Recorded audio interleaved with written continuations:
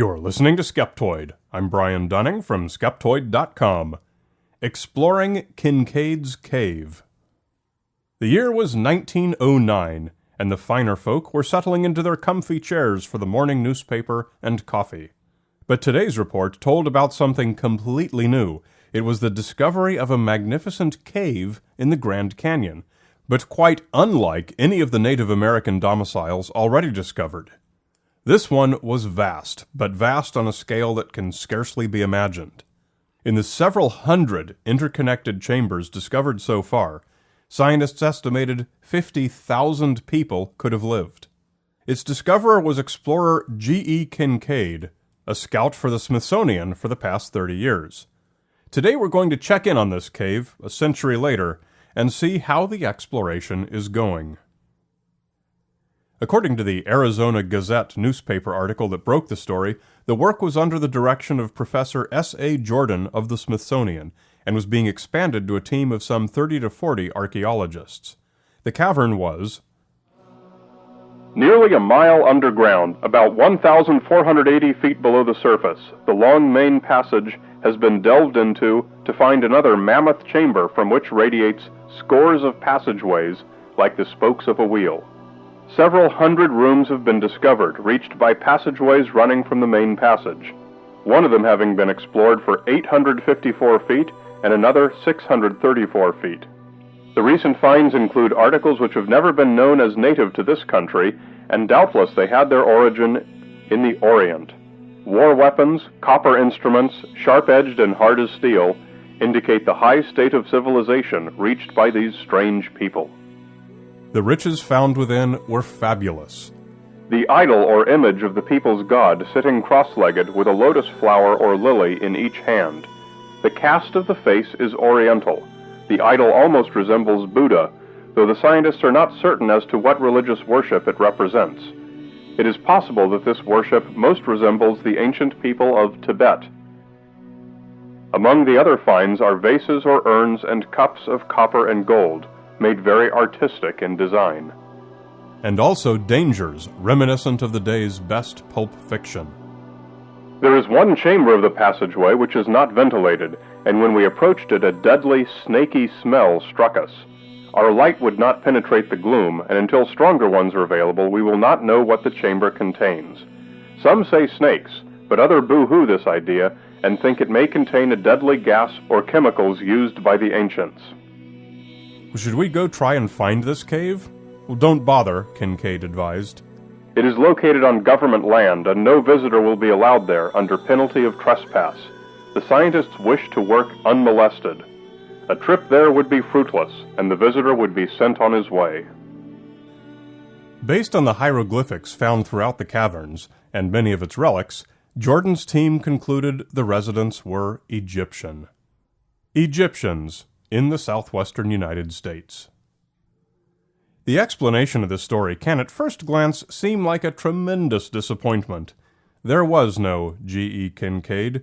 There was no Professor S.A. Jordan. There was no marvelous cave. Not a shred of evidence has ever supported the existence of any person or thing in the article. The tale was the purely fictional invention of the anonymous writer who concocted it to gild his pages of the Arizona Gazette. In response to an inquiry, the Smithsonian wrote to one researcher, "The Smithsonian's Department of Anthropology has searched its files without finding any mention of a Professor Jordan, Kinkaid, or a lost Egyptian civilization in Arizona. Nevertheless, the story continues to be repeated in books and articles."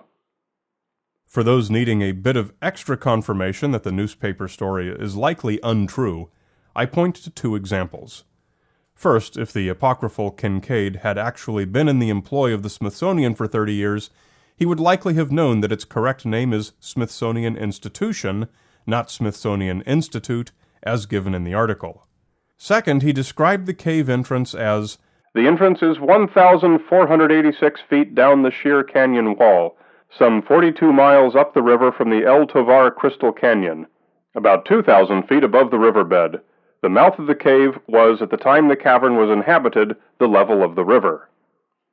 Though no canyons bear such a name, El Tovar is the name of the popular South Rim Lodge that opened shortly before the article was published. and 42 miles upriver from there, 1486 plus 2,000 is indeed a reasonable approximation of the canyon's depth. Most of that was carved in the past 1.2 million years. As brief as that sounds geologically, it's 6 times older than the first anatomically modern humans in Africa. That people skilled in metallurgy, using modern Asian imagery, and capable of excavating millions of tons of rock, lived there at river level at the time, seems improbable by any number of measures.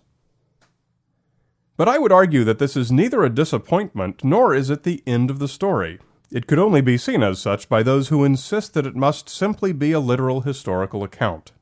I argue that as a piece of American folklore, it is a work of exquisite elegance, dovetailing into the popular fiction of its day with a craftsman's precision, and composing a marvelous puzzle box of historical documentary research. The era has been called the Golden Age of Pulp Fiction. Popular magazines such as Argosy published westerns, romances, science fiction, and high adventure by authors such as H.P. Lovecraft and Edgar Rice Burroughs in the model of Raiders of the Lost Ark. Google for an old issue and enjoy the tales of lost treasures, archaeological mysteries, and adventurous explorers just like our Kinkaid. As an illustration of the popularity of bizarre archaeological wonders in popular fiction, we can see the example written by Mark Twain for the newspaper The Territorial Enterprise in 1862. He wrote the entirely fictional account of a petrified man found some time ago in the mountains south of Gravelly Ford. To hint that his account was satirical, he had the stone man thumbing his nose, and noted that, quote, everybody goes to see the stone man, as many as 300 having visited the hardened creature during the past 5 or 6 weeks. 13 years later, he published an account of the hoax in his book Sketches New and Old, in which he expressed his frustration at being unable to write a satirical account of an archaeological wonder because the general public believed every word of all such stories, published anywhere. One could scarcely pick up a paper without finding in it 1 or 2 glorified discoveries of this kind. The mania was becoming a little ridiculous. As a satire on the petrifaction mania or anything else, my petrified man was a disheartening failure, for everybody received him in innocent good faith, and I was stunned to see the creature calmly exalted to the grand chief place in the list of genuine marvels our Nevada had produced. This was not just enthusiasm on the part of the public. In 1869, businessman George Hull created the Cardiff Giant hoax, a 3-meter stone man that he had carved, but claimed to have unearthed. He created it in part to appeal to biblical literalists who cited Genesis 6:4. The Nephilim were on earth in those days, referring to a race of giants. Some Christians, even after having been told the Cardiff Giant was a hoax, continued to promote its authenticity as an act of evangelism.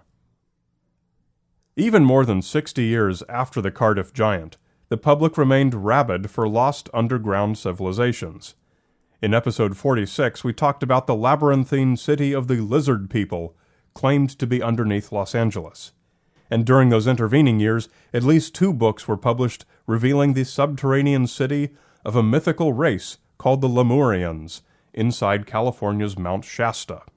And these are only a few examples among many, so we can scarcely act surprised to learn of yet another iteration of the same basic story in 1909, the remains of an ancient civilization living in tunnels beneath some famous American landmark.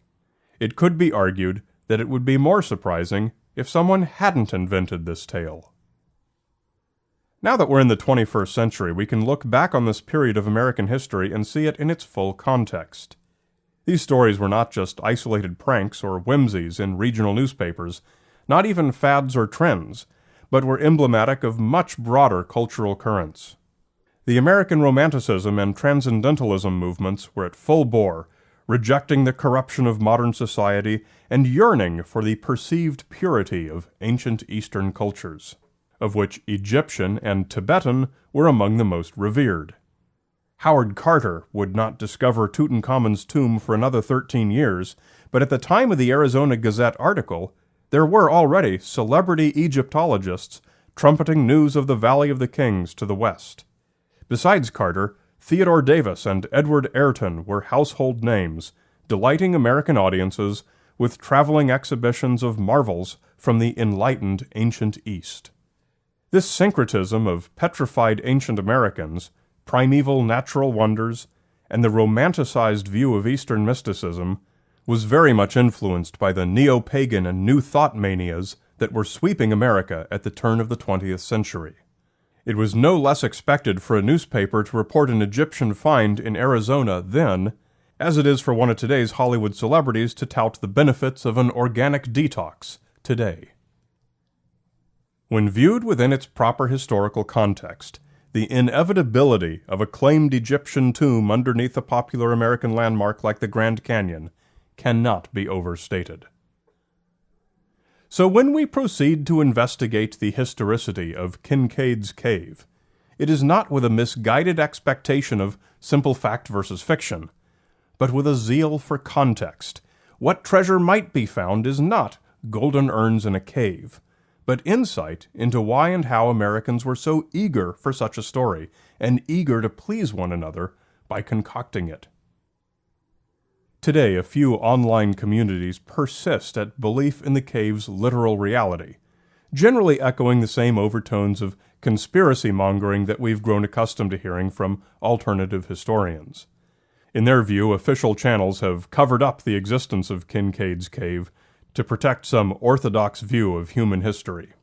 In fact, this would be a bizarre thing for archaeologists to do, as any actual such discovery would make a scientist's entire career.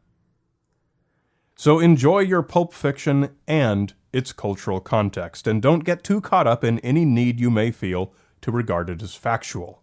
Considering the trends of the day, my suspicion is that the Arizona Gazette's unknown weaver of high adventure tales would be far happier if you enjoyed his story for what it is, than if you instead dismissed his creativity and mistook it for bookkeeping. You're listening to Skeptoid, a listener-supported program. I'm Brian Dunning from Skeptoid.com.